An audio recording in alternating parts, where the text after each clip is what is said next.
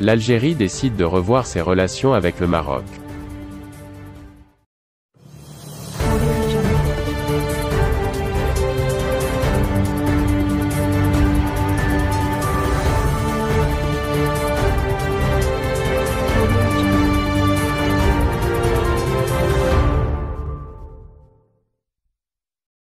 La fuite en avant des responsables algériens s'accélère.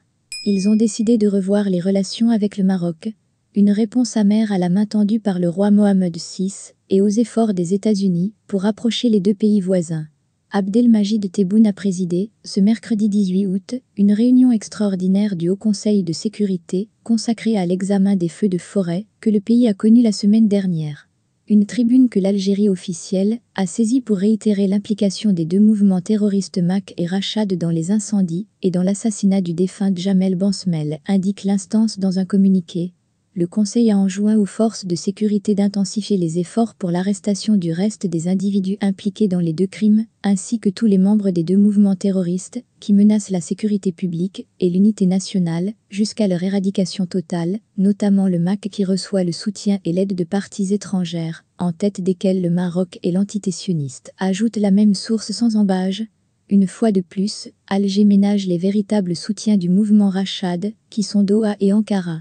Cette semaine, le chef de la diplomatie algérienne a en effet téléphoné à son homologue du Qatar et reçu à Alger le ministre turc des Affaires étrangères.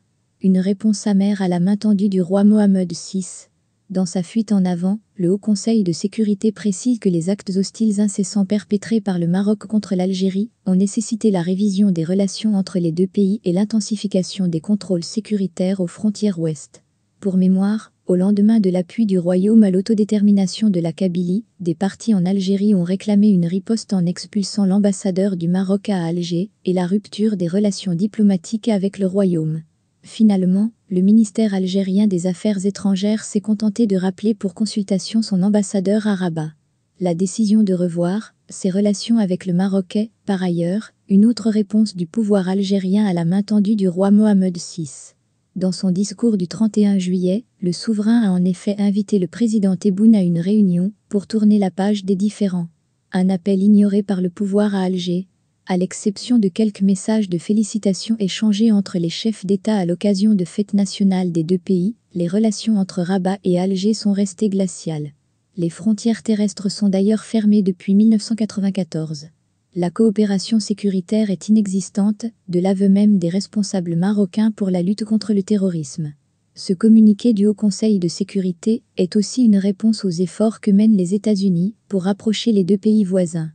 4 jours après le discours du roi Mohammed VI, Anthony Blinken a en effet téléphoné à Rantan Lamamra. Fin juillet, le secrétaire d'État par intérim pour le Proche-Orient, Joe Ehud, s'est déplacé à Alger et à Rabat. Le texte de ce mercredi 18 août rend difficile l'action de Lamamra auprès de ses anciens collègues américains au think tank Crisis Group ayant rejoint l'administration Biden, notamment Robert Malley, nommé émissaire spécial pour